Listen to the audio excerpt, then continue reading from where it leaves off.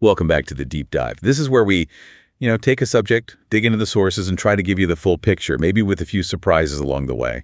Today, we're doing something really cool, I think. A deep dive into digital sound history, basically. We're tracing the family tree of the BOSS RV Reverb pedals. That's right. From way back in 1987, right up to today's, powerhouse models. And it's more than just guitar pedals, isn't it? It's really a story about technology. How studio magic, stuff that filled racks, got shrunk down into these little stomp boxes everyone could afford. Exactly. And our mission here is to track that whole journey. How did they do it? How did the tech evolve? Okay, so let's set the scene first. Yeah. Before 1987, what was the deal with reverb? Well, it's crucial to get this context. If you wanted really good reverb, professional quality, you weren't looking at pedals at all. You were looking at rack mount units, big ones. Think about things like Roland's SDE 3000 or maybe the RV10. These were studio staples. Huge, heavy things, right? And probably cost a bomb. Oh, absolutely. We're talking 2, maybe 3 rack spaces, heavy. Definitely not cheap. I mean, for a lot of musicians back then, buying one of those was like buying a used car. Wow. Seriously. They needed special power, careful handling. They belonged in studios, not really on a stage floor getting kicked around. So the idea that you could get that kind of complex digital ambience, that sound quality, Right. and cram it into a standard BOSS pedal, a little metal box. That must have seemed impossible, like science fiction almost. Pretty much. It was a massive engineering challenge. How do you get those complex algorithms, the math behind the reverb decay, onto tiny little chips? That was one thing. And then powering it. You mentioned the power draw later. Right. That's the other side. How do you make it efficient enough to run off a standard power supply or even a battery? It was a real uphill battle against physics, basically. Size and power. Okay, let's unpack this then. Let's start right there. At the moment they cracked it, 1987. So the RV2 digital reverb, it lands in 1987. And it's not just like another pedal. It's foundational. Our sources are really clear on this. It was the first compact digital reverb pedal ever. Full stop. So not just BSS's first, but the industry's first. Exactly. This wasn't just improving something, it was creating a whole new category. It basically laid down the tracks for every ambient pedal that followed. And that pioneer status, it comes from BSS, taking Roland's know-how, those rack algorithms, and somehow figuring out how to translate them into that familiar compact pedal shape. That's the core of it. It set the sonic signature, the DNA, for the whole RV line. And frankly, it put everyone else on notice. They had to play catch up. Okay, let's get into the tech a bit. What was under the hood? You mentioned algorithms. Right. So the RV2 ran on a 16-bit digital reverb engine. Now, 16-bit fixed-point processing, that was pretty cutting edge for a compact pedal back then. But 16-bit, that sounds, dated now. What'd that mean for the sound? It absolutely meant limitations. Compared to today's 24 or 32-bit systems, 16-bit has less resolution, less dynamic range. And that's where that grainy or gritty description comes from, isn't it? I've heard people describe the RV2 like that. Precisely. It's something called quantization noise. Basically, the digital system has fewer steps to represent the sound. Especially when the sound gets quiet, like a reverb tail fading out, the processor sort of runs out of steps. You hear this digital fizz almost, a little bit of grit. But that wasn't necessarily seen as bad back then. Not at all. It became part of its character. That slightly grainy texture is like the sound of late 80s digital tech. Yeah. It has a certain charm, a musicality to it. It's why vintage digital stuff is still sought after. Okay, so limitations, yes, but also versatility for the time. What could it actually do? Yeah. For 1987, it was incredibly versatile. You got 8 modes in total, 6 core reverb types. Room, hall, plate, staples even now. Right. Plus gate reverb, reverse reverb, which was pretty wild back then, and a really useful delay plus reverb combo mode. And the controls were pretty standard BOSS fare. Yep. Effect level, pre-delay, time. Simple, but they gave guitarists the kind of control over space that you usually only got at a mixing desk. Now, you mentioned power earlier. This is the infamous ACA adapter era, right? Yes, the power challenge. This is a big deal historically. That 16-bit engine was thirsty. It drew a lot of current for the time. Yeah. Which meant you had to use the BISS ACA adapter. not the modern PSA ones everyone uses now. Explain that difference because it trips people up even today with vintage pedals. Why ACA? Okay, so the ACA adapter gave out an unregulated voltage, usually around 12 volts DC, maybe a bit higher. The pedal itself had circuitry inside to drop that down to the 9 volts it actually needed. Right. If you plugged in a modern regulated 9-volt adapter, like a PSA type, the pedal just wouldn't get enough juice. The LED would be dim, the sound weak, the reverb maybe wouldn't even work properly. Because it was expecting that higher voltage to regulate down from? Exactly. It needed that headroom. So needing that specific kind of awkward adapter and drawing that much power, it shows you how hard they were pushing the technology available at the time. They were right at the edge. But the payoff was worth it. Absolutely. The sound was spacious. It was lush. It really did give those expensive rack units a run for their money, even with that bit of digital green. So even though the RV2 wasn't around for that long, only 87 to 89, it did exactly what it set out to do. It proved compact digital reverb was possible. It set a new standard. Okay, so the RV2 breaks the barrier. Digital reverb in a pedal. Done. But then fast forward a few years to 1994 and we get the RV3. And this one seems like a shift in thinking. It really was. The RV2 proved the concept. The RV3, you could argue, perfected the utility for a lot of players at the time. How so? What was the big change? It became the ambient combo, as you put it earlier. The OSS merged two absolutely essential effects, digital delay and digital reverb, all in one stereo pedal. Ah, okay. So instead of just reverb, it's reverb plus delay. Exactly. And this was incredibly smart. Think about the music evolving, then grunge was huge, but also things like shoegaze, early post-rock. Musicians were starting to layer textures like crazy. Delay into reverb was becoming a fundamental sound. And putting them in one box just made sense. Less clutter, simpler setup. Totally. And that practicality, combined with the sound, is what really launched the RV3 into, well, it became a cult classic. Still is, really. Yeah, our sources definitely point to its significance. You see it linked with some pretty major artists, especially those known for textural guitar work, like Johnny Greenwood from Radiohead. That's a name that pops up a lot with the RV3. Oh, absolutely. Greenwood's use of it is iconic. He used a ton of gear, obviously, but the RV3 was often there providing that integrated wash of delay and reverb. You hear it on those big ambient swells or adding that ethereal quality to clean, arpeggiated parts. For a long time, especially in post-rock and more experimental stuff, the RV3 was kind of the secret sauce for getting those dense layered sounds without needing, 5 separate pedals. So what was the tech inside? Still 16-bit. Yeah, architecturally, it was still built on a 16-bit DSP foundation, similar to the RV2 in principle, but it was definitely an updated system. They essentially took refined reverb algorithms cleaner than the RV2's and combined them with the digital delay engine from another BOSS classic, the DD5 digital delay. So cross-pollinating their own successful designs. Smart. Very smart. Yeah. And the flexibility this offered was huge. Let's look at the modes. You got 4 modes that were just pure reverb. Then you got 3 modes that were just delayed, so it could double as a standalone delay pedal, which is cool. Right. And then the main event. 4 different modes that combine delay and reverb in various ways. Yeah. That's where the magic really happened for a lot of people. And the delay side wasn't just some basic echo, was it? I remember the DD5 delay times were pretty impressive. They were. The RV3 inherited that capability. You could get up to 2,000 milliseconds of delay time. That's 2 full seconds. Wow, 2 seconds. That's massive for layering, creating rhythmic patterns that wash into the reverb. Exactly. It made it super versatile for creating those evolving soundscapes. For players wanting a powerful but simple setup, it was kind of perfect. And connectivity took a step up too, right? Yeah. Stereo. Huge step up. Full stereo inputs and outputs.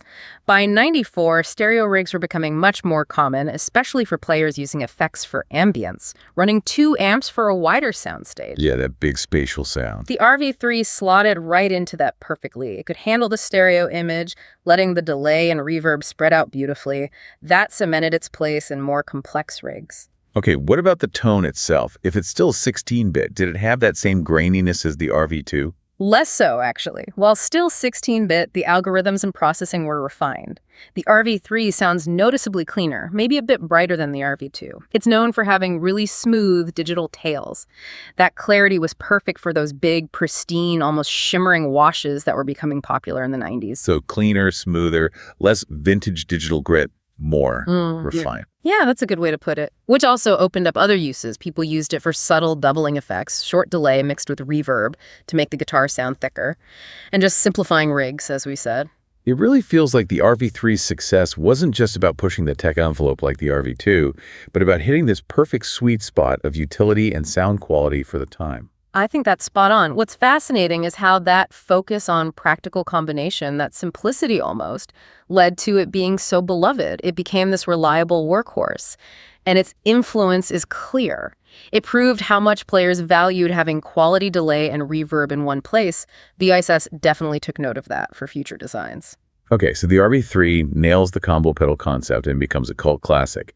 Then we jump to 2002 and the RV5 arrives. And this feels like another major shift. BSF actually drops the delay part, right? They did, yeah. The RV5 represented a deliberate refocus back onto pure reverb quality. It was a statement, really. That seems like a bold move given how popular the RV3's combo design was. Why go back to reverb only? Well, technology had moved on significantly by the early 2000s. Digital processing was getting much more powerful and cheaper.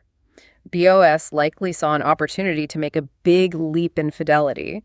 Instead of splitting the processing power between delay and reverb, they decided to dedicate everything to making the best possible compact reverb they could at that time. Was there pushback? Did people miss the delay? Maybe initially for some RV3 fans, but honestly, the jump in sound quality with the RV5 was so noticeable that it quickly won people over. This was a serious upgrade. Okay, so what was the big tech leap? You mentioned fidelity. This is where we move beyond 16-bit.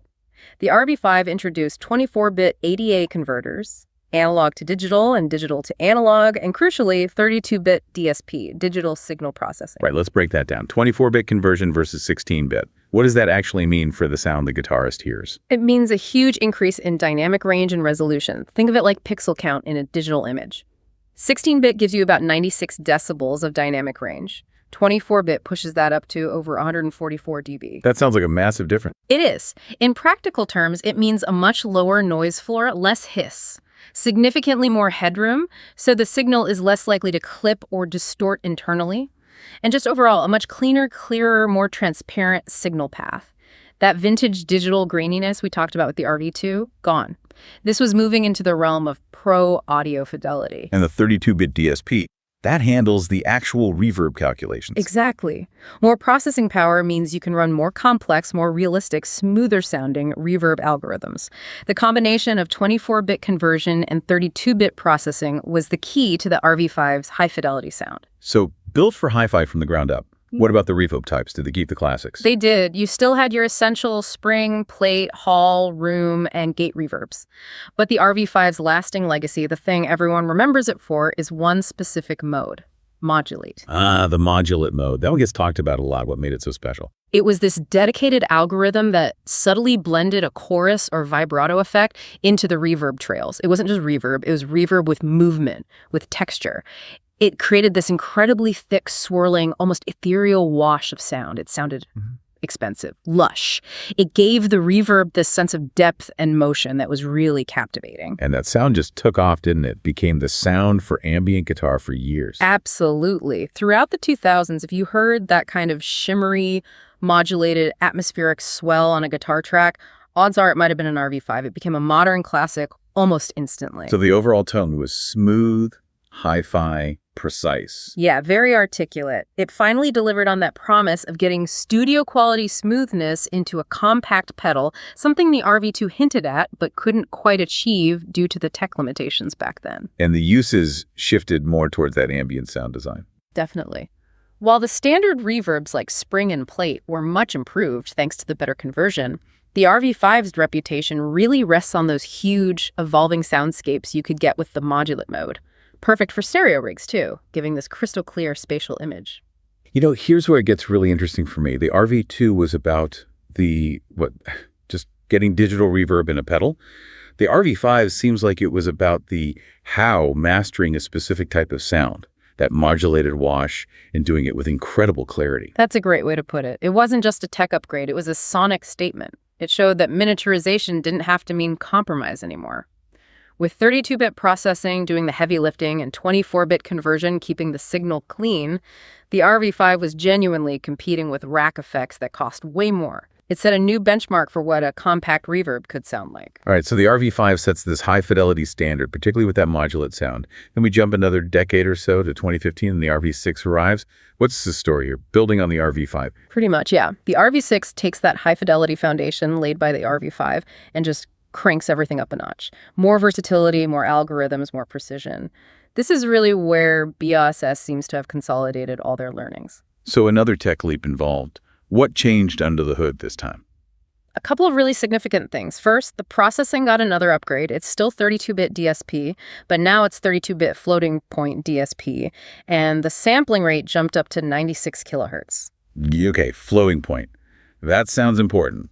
Why does that matter compared to the fixed point DSP in the RV5? It's all about how the processor handles the complex math involved in creating reverb. Fixed-point math is efficient, but it has limitations in how much dynamic range it can handle internally. If you push it really hard with complex algorithms or loud signals, it can run out of room mathematically and cause digital clipping nasty distortion. So it can overload internally.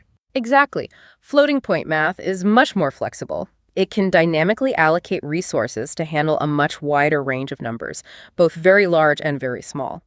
What that means for the user is that even with really dense, complex reverb algorithms or when you stack effects, the processor is far less likely to clip or create harsh artifacts. It maintains clarity and dynamic range much better, especially at extreme settings. That's why the RV6 sounds so smooth and, well, dynamic. And the 96 kilohertz sampling rate. Higher resolution capture. Higher resolution capture and processing, yeah. It allows for more detail in the high frequencies and potentially even smoother reverb tails. It's another step towards pristine audio quality. They also added some key hardware features too, didn't they? Stuff players were asking for. Two big ones, an expression pedal input, which is huge. It lets you control parameters like decay time, effect level, maybe modulation depth in real time with your foot. Adds a whole new layer of performance control. Definitely. And the other? Analog dry-through. This is a critical detail for tone purists. Explain that. Why is analog dry-through so important? Okay, in many digital pedals, when the effect is on, your entire guitar signal, the dry sound, plus the effect gets converted to digital, processed, and then converted back to analog. Right. AD, then DA conversion. That conversion process, even with good converters, can introduce tiny amounts of latency and potentially subtly alter the core tone of your guitar and amp. Some players are very sensitive to this. They want their fundamental sound untouched. Precisely. Analog dry-through means your original, unprocessed analog guitar signal passes straight through the pedal from input to output, completely untouched by the digital circuitry.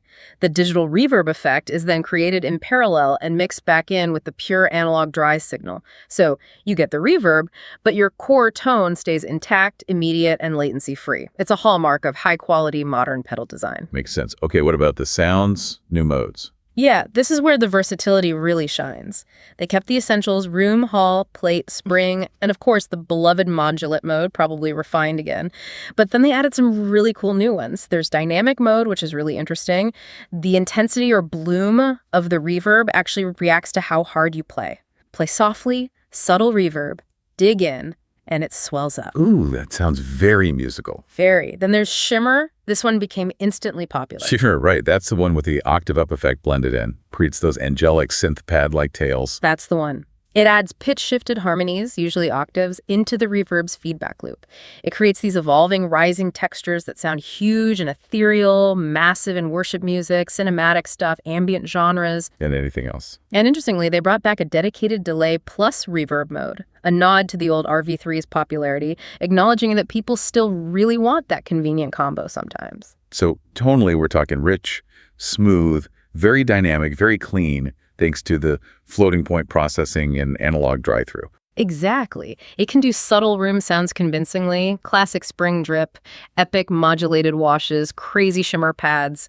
It covers a huge amount of ground. Our sources really highlight how the RV6 kind of perfectly blended that desire for analog, feel the immediacy of the dry-through with the power and precision of cutting-edge digital processing. It just became the go-to, reliable, versatile, compact reverb for tons of players. Still a bestseller today. Okay, so the RV6 seems like the ultimate evolution of the compact reverb pedal.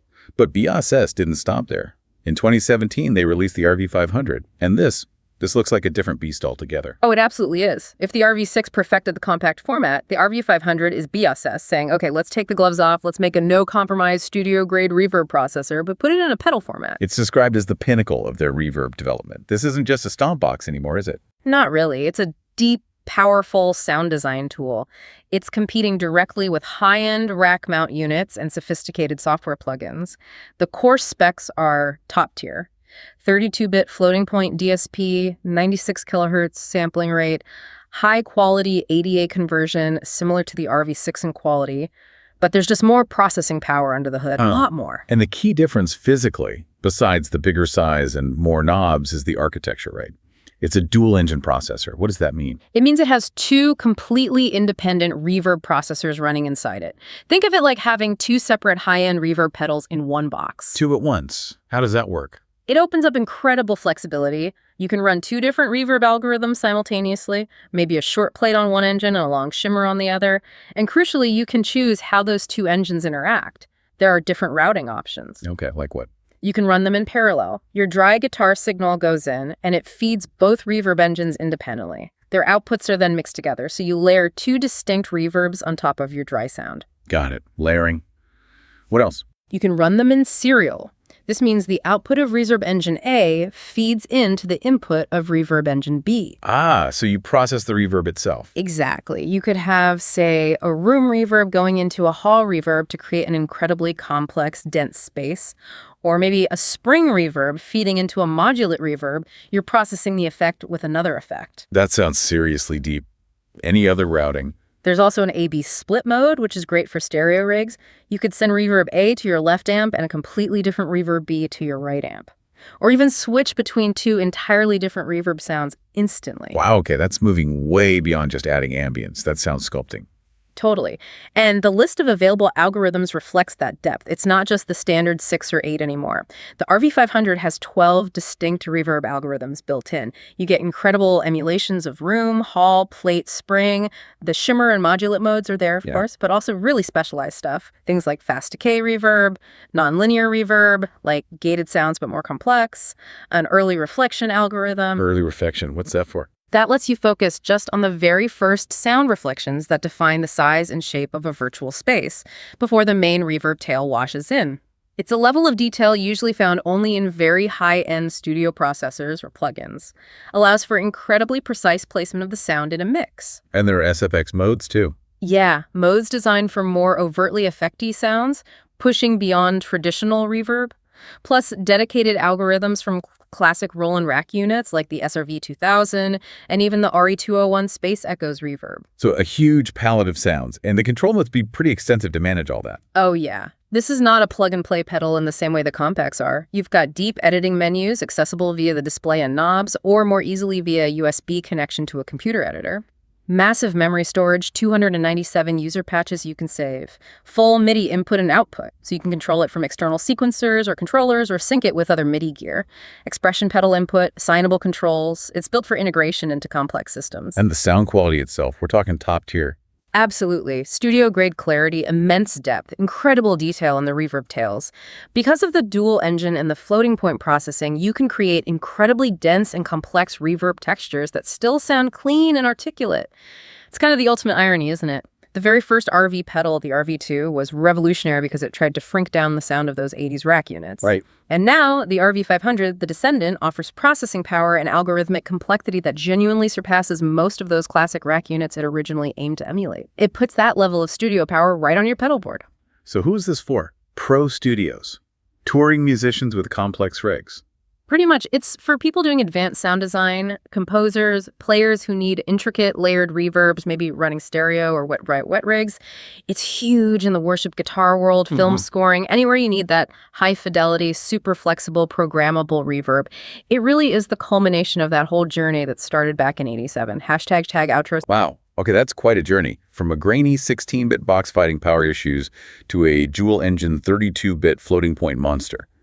If we kind of zoom out and look at the whole RV series, it really is like a miniature history of digital audio tech itself, isn't it? It really is. You can see the key technological milestones marked by each generation of pedal. So let's quickly recap those big steps. We kicked off with the RV2 in 1987. Groundbreaking stuff. 16-bit processing, the first compact digital reverb, its legacy, historic innovation, even with that characteristic gritty sound. Then the RV3 in 1994, still 16-bit, but it nailed that reverb plus delay combo, became a cult classic because it was just so useful, especially for those emerging ambient and post-rock sounds. Right. Then the big fidelity jump in 2002 with the RV5. That crucial move to 24-bit conversion and 32-bit processing. And its defining sound, that lush modulate mode, became the modern ambient staple for a whole generation. Followed by the RV6 in 2015.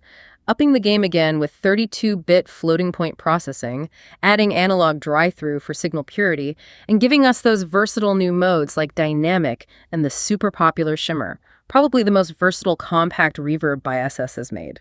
And finally, the RV500 in 2017. Taking all that tech 32-bit float, 96K sampling, but packing it into a dual-engine, MIDI-controllable, deep editing powerhouse. It's the flagship processor, moving beyond just being a pedal. Yeah, looking across those models, you see nearly 4 decades of effort in mastering digital ambience, from trying to realistically capture a space with early limited tech to creating these incredibly rich, dynamic, programmable sonic worlds that go way beyond realism. It's a perfect case study in how technology doesn't just improve, it actually enables new forms of musical expression. Absolutely. The tools shape the art. So what does this all mean? For someone listening, maybe trying to choose a reverb or just understand this history, what's the takeaway? Well, I think the journey itself is fascinating, seeing how they wrestled with those early limitations, like the RV2's power draw, literally fighting physics to make the sound happen compared to the sheer effortless processing power of something like the RV500. It really shows this relentless drive in engineering, the drive to take complex, expensive studio technology and make it smaller, more accessible, more powerful, giving creative tools to more people. Right. But here's maybe a final thought to chew on, something provocative, perhaps. Each step in this evolution forced a choice, not just for the designers, but for the musicians using these pedals. What's ultimately more valuable for your music, for your creative voice? Is it the sound of the pioneer, that gritty 16-bit character of the RV2, maybe even the RV3, where the limitations themselves almost force you into creative workarounds, giving it a unique vintage digital fingerprint? The charm of limitations. Or is it the sound of the flagship? The pristine, high-fidelity, seemingly limitless potential of the RV500, or even the RV6, where the technology gets out of the way and offers almost too much choice, demanding a different kind of discipline from the player. The character of early digital versus the clarity of modern processing. Exactly. There's no single right answer, of course, but thinking about which side of that divide you lean towards, the gritty pioneer or the pristine powerhouse, often says a lot about the kind of music you want to make. It's a choice that shapes aesthetics. That is a fantastic point to end on. Which sonic world do you want to live in? Thanks so much for walking us through that history. Really fascinating stuff.